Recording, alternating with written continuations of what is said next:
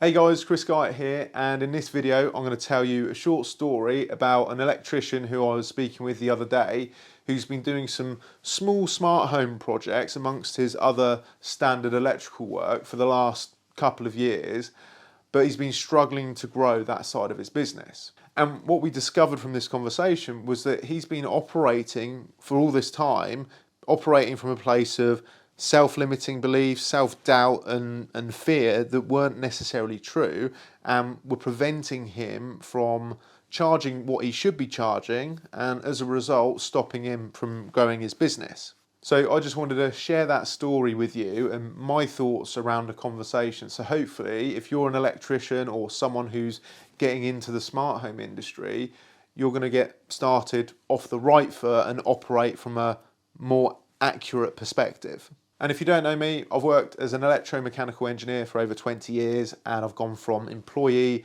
to self-employed contractor to business owner, and now I help electricians and engineers do the same thing. So let's get into the video. So this was a conversation that I had just really trying to understand what sort of things are holding people back from progressing their careers or businesses, you know, moving from wherever they are into the controls and automation industry. And this chap, I'm going to call him Bill, is an electrician, and he's been an electrician for a very long time. Like, he's I'd say a more senior electrician, and has a very good client base, working with sounds like higher net worth individuals, like big properties. And more recently, over the last few years, has started offering smart home solutions using Loxone. So he's a Loxone partner. So he was telling me about that he's not really doing like full on new projects or full renovation projects. It's more sort of subsystem projects, maybe doing some outside lighting, maybe then upgrading to some inside lighting, maybe doing a bit of retrofit heating, you know, like smaller projects that build up over time. But early on in the call, he mentioned that he was getting his hardware off eBay, secondhand. So I didn't question this at the time, but immediately alarm bells were screaming in my head, and I was thinking, why are you selling secondhand hardware to your clients, you know, off eBay? Anyway, I'll get into that a little bit further in a bit. But I this was a great conversation I had with Bill, and like really nice bloke, like really likable, like clearly cares a lot about his clients and wants to do the right thing. So we were talking, you know, we were talking about mental health. We were talking about, you know, anxiety, being overthinkers,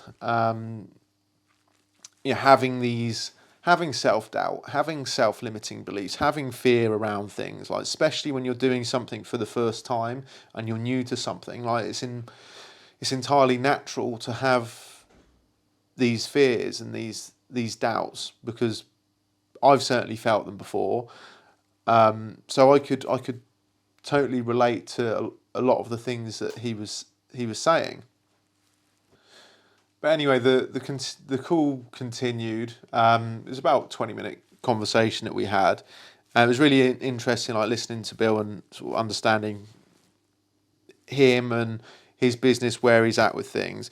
But the big takeaway, like the two major things that I took away from this call that was preventing him from progressing and growing his business, was one, we talked about like lead acquisition, sales, marketing, that kind of thing, like where to go to find the right customers, and you know, how do you acquire those leads, and then how do you sell those leads and or convert them into sales.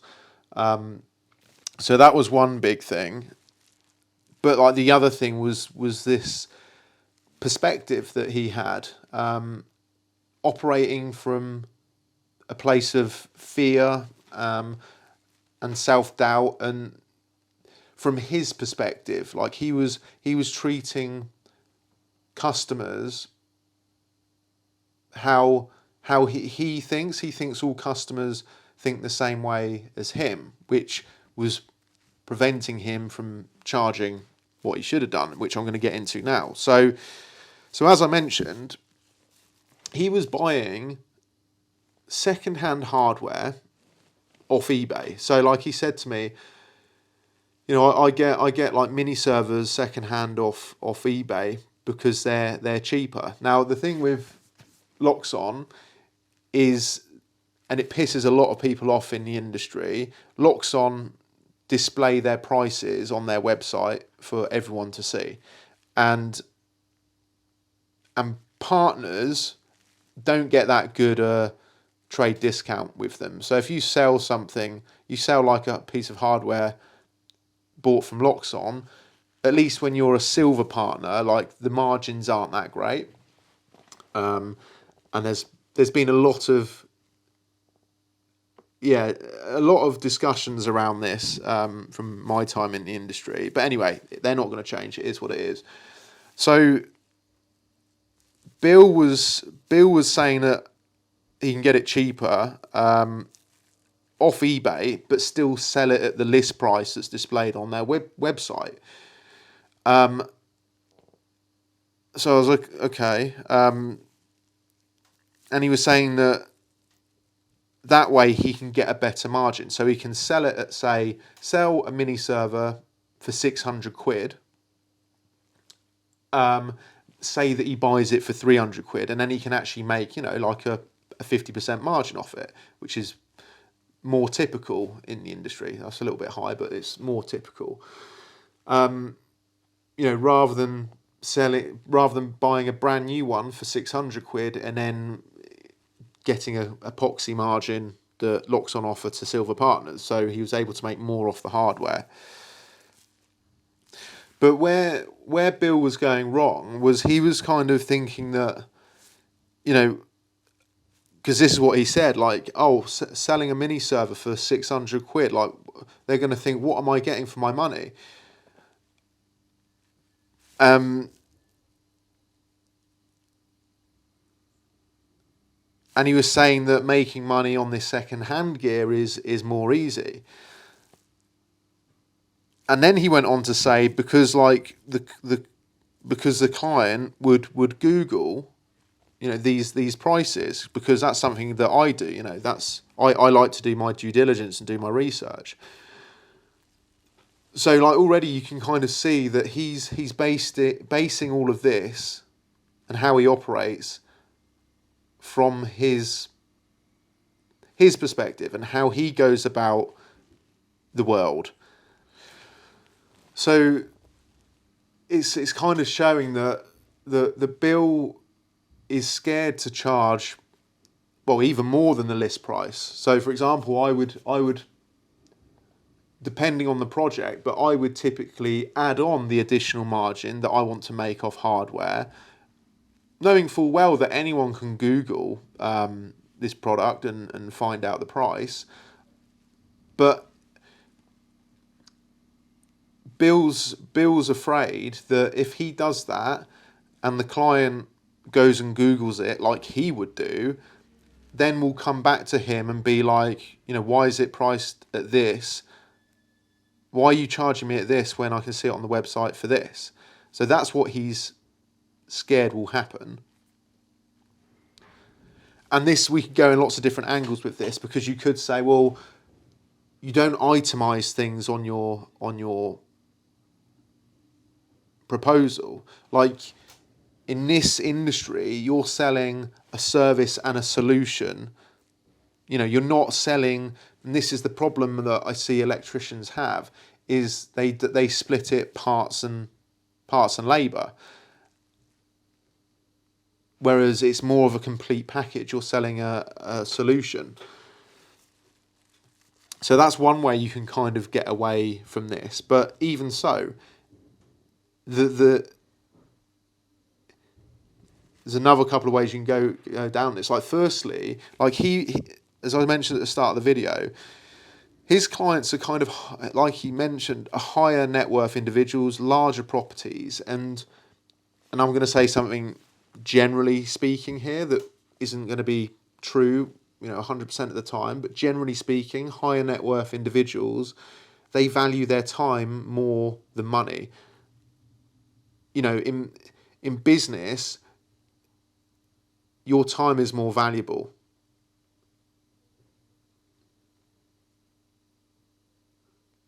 Certainly the higher up in business that you go. So these people aren't going to be wasting their time spending their time researching Google, trying to find, the price of a mini server, like for something that's 600 quid. Like 600 quid to one person is completely different to 600 quid to another person. Like it's all relative to what your income is. So obviously if you're on 30k a year, 600 quid is more than someone who's, on a couple of 100k a year. Just like when you were like a 13-year-old and you got a tenner for your birthday, that was a lot, and it meant a lot. Whereas now a tenner, you'd give that away to charity, no questions asked. So this is kind of the first thing. The other thing is that you got to think about, as a smart home installer or someone that's like in the controls and automation industry, it's a different skill set to being an electrician. Like, I think electricians should get, certainly the good ones that have been in the industry a long time and know what they're doing, should be getting paid more than what they're paid for at the moment. Like, it's, especially when you compare it to other trades, electricians have to do a hell of a lot more than say like a carpenter or something, or a bricklayer, yet they get basically the same sort of pay. So I think electricians should get more than what they're on. But when you get into controls and automation, this is another skill set, and like you have to invest even more, and not necessarily in tools and whatnot and equipment. Like, you need that stuff already most of the time, but like investment in terms of your time to develop that skill set, to understand things, because it can go quite broad. So you need to, you need to invest in education, in training, going on manufacturer training courses. There's investments like there financially, but like I mentioned, more so time. So there's a lot more invested when you get to this level. So you shouldn't be afraid of charging more. Like, certainly for your time, for labour, like that should be going up, but hardware too. Like, especially if you're running a business, there should be almost like, you're not going into business if you're going to be making anything less than, let's say, like for me, it's like a 25% margin, like minimum, because you can't build a profitable business that's going to be around long term if you're not factoring in margin. And I know a lot of electrical businesses, especially electrical businesses that do install work, they're not making margin, and it's a real shame, because the hours that these people put in and what they've done to get to where they are, and the investment in tools and equipment and learning, and 18th edition and 2391 and all of these things, they've put in so much, but they're not making a margin. They're not building a profitable business. So the point that I'm trying to make is, like, if you're having to sell hardware second hand because you're afraid of actually putting a markup on it and presenting that to the client, then that's a problem. Like, you shouldn't be afraid of the client, even if the client does, if you haven't presented it on your proposal as like a solution, if they do want to see like an itemized thing, and if they then do go and Google it and look at how much it is retail. Like this is the price, Mr. Customer, and I love you. You know, you're a great customer of mine. Like because Bill has built up a relationship with these clients for a long time and doesn't, you know, wants to keep that relationship. I get that. You know, that's totally cool. But you know, this is what it costs. I'm not ripping you off. This is a fair price, based on all the things that I've just mentioned. And look, if it's not going to work for you, then, you know, that's cool.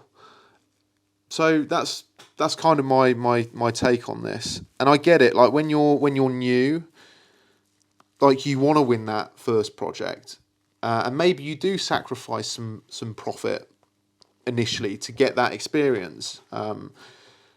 You know, to get some testimonials, to get some social proof, to get some photos, some videos and whatnot that you can use and you can promote yourself and win other projects with. I get that to start with, but if you've been you've been doing this for like 3-4 years, you know, you might want to consider these things. So the key points I think here really that I've written down here is like overcoming the fear of charging more for hardware, because it's totally justifiable. It's totally okay. You know, you're in business to be in business and to continue being in business and to be in business for the long term. You need to put a margin into it and not be afraid to put a margin into onto things, but also like a shifting of mindset that not all clients are going to be wasting their time at the end of the day. Some clients will, of course, like it depends on the person, but from my experience, higher net worth individuals with larger properties, there are certainly things that they look out for and are important, and that's for another video. But like, they value their time a lot more than, you know, 600 quid for a mini server. Anyway, bit of a ramble, kind of off the cuff video, but just wanted to share my thoughts on that. See you on the next video.